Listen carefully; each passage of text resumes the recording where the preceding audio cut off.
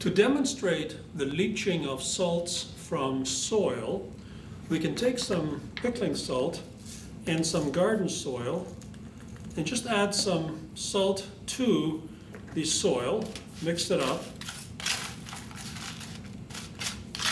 This is just to ensure that there is a good supply of soluble salts in the soil. Mix it up well so we can no longer really see it.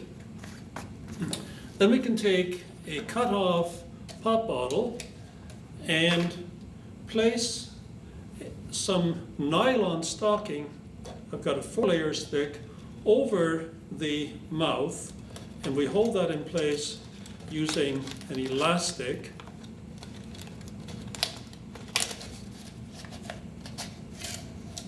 And then we transfer the soil into here. We can then clamp the neck of the bottle to our stand and place a beaker underneath it, and then pour water into this to then leach the soil. And you notice that the first part of the water is actually fairly cloudy because a lot of the fine material comes through. So we get kind of a brown filtrate here. Now if we used a finer filter, then we would be trapping a lot of that as well. So let me just pour some more water through.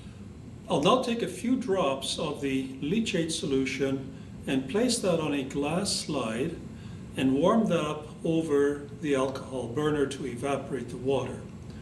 We can also evaporate the water, of course, more slowly by evaporating at room temperature. This just goes a little bit faster. And as the water evaporates, you begin to see a white edge around the water from the minerals that are coming out of solution. The water itself evaporates, leaving behind then the minerals, as we see from this demonstration. Now this also occurs within the creation. As the rain falls on the soil, it leaches through the soil, and in doing so, it will also dissolve some of the minerals in the soil.